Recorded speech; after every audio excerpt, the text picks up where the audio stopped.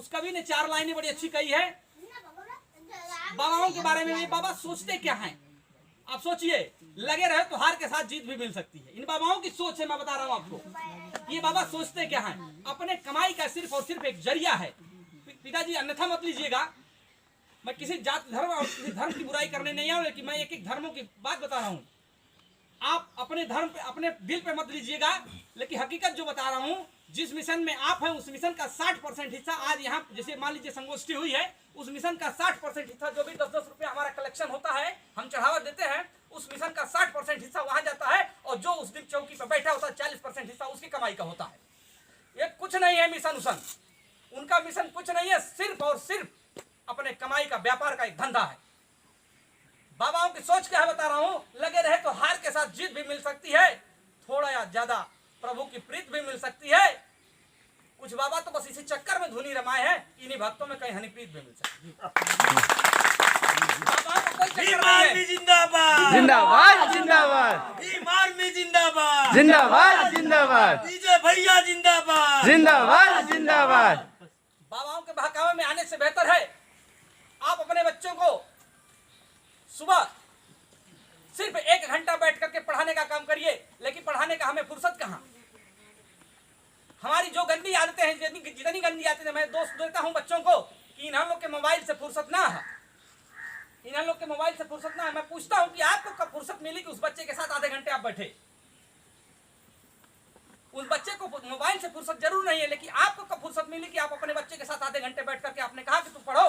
मैं अपनी बात बताऊं, मेरे बड़े भाई बीए कर चुके थे, उस दौर में कैसे बीए किए थे वही जानते हैं। 2000 में मैं हाई स्कूल पास हुआ।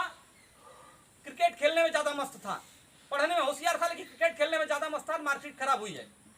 खुल के सामने बता रहा हूँ, चोरी की बात देखिए। उदाहरण बाबा साहब ने कहा था, मान्यवर साहब ने भी कहा था, गौतम बुद्ध साहब ने कहा था कि उदाहरण आपको अपने जीवन से देना पड़ता है, दूसरे के जीवन का उदाहरण आप नहीं दे सकते।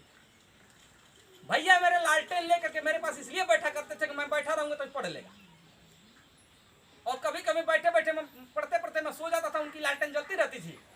एक दिन हमारे 2 क्लास हमसे आगे थे, आज नेवी से रिटायर्ड होकर के संजय पाल जी, एक दिन हमको कहे कि यार बड़े रात तक पढ़ते हो विजय। हमने कहा भैया ऐसी बात नहीं है, भैया पढ़ते हैं।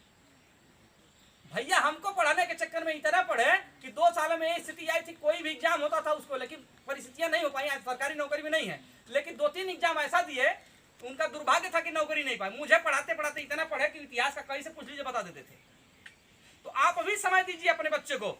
आप क्या करते हैं कि जब जो है बाजार जाएंगे, कहीं कुछ हो ना हो, शाम को आकर के उसी बच्चे के सामने बैठ करके, बल्कि ना हो तो गिलास उसी से मंगा लेते हैं। आप कैसे उम्मीद करते हैं कि बच्चा आपका पढ़ लेगा। बाबा साहब ने 3 मंत्र दिया था, शिक्षित बनो, संगठित बनो और संघर्ष करो। बाबा साहब ने मंत्र दिया था, उस मंत्र को घर घर पहुंचाने वाला अगर कोई है तो मान्यवर कांसीराम साहब जैसा योद्धा, और हम लोगों को लड़ने का कोई शिकायत।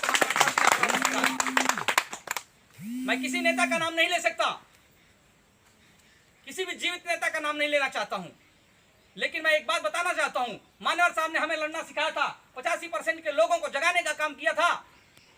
और गाजीपुर तो इस बात का इतिहास गवाह है। मंडल कमीशन की जब रिपोर्ट लागू हुई 1990 में, मान्यवर साहब ने कहा था मंडल कमीशन लागू करो वरना कुर्सी खाली करो। मंडल कमीशन की रिपोर्ट किसके लिए थी? ओबीसी के लोगों के लिए। राकेश शर्मा भाई हमारे बीच मौजूद हैं। आप अपने समाज को ये बताने का काम करिएगा कि अनुसूचित जाति के लड़कों ने मंडल कमीशन की जब रिपोर्ट बनी थी, मंडल कमीशन की रिपोर्ट 27%, जिसमें ओबीसी के लोगों को 27% आरक्षण मिला था, उस रिपोर्ट को लागू कराने के लिए अगर किसी ने आह्वान किया तो माननीय कांसीराम साहब ने किया था। दिल्ली के बोट क्लब पे 45 दिन तक बैठ करके धरने पर लगातार आह्वान किया कि मंडल कमीशन लागू करो वरना कुर्सी खाली करो।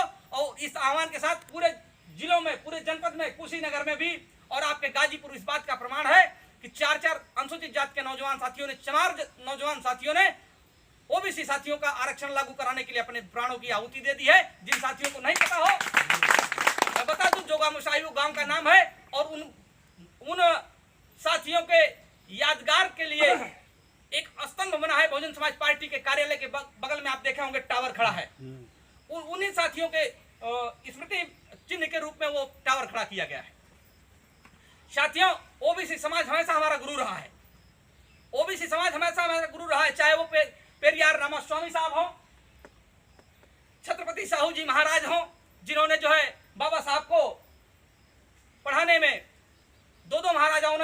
मतदान किया। आपके माली समाज से आते थे, नहीं, ज्योतिबा फुले साहब, ओबीसी समाज आपका गुरु रहा है, लेकिन ओबीसी समाज और एससी समाज को फोड़ने का जो जिन लोगों ने काम किया, वही मनवादी आपके बीच घुस करके फोड़ने का काम किया। मान्यवर साहब ने चैलेंज करके जिस नारे को दिया था, वो नारा मैं नहीं चाहता हूं रिकॉर्डिंग में आपको बोलूं, कहीं रिकॉर्डिंग में जाएगा तो किसी की भावना भड़क जाती है। आपके साथ अगर अत्याचार हो रहा है, 85% के साथ अत्याचार हो, तो भीम आर्मी भारत एकता मिशन हमेशा भाई चंद्रशेखर के आह्वान पे अपने प्राणों की आहुति देने के लिए भी नौजवान तैयार हैं। और भीम आर्मी कोई अलग से नहीं है, भीम आर्मी आप भी हैं, भीम आर्मी हम भी हैं। हम बहरियाबाद से चल करके आए, मेरा घर बहरियाबाद पड़ता है, भाई जखनिया से चल करके आए हैं, आप जो है पहितिया से चल करके आए हैं। भीम आर्मी कोई अलग से नहीं है।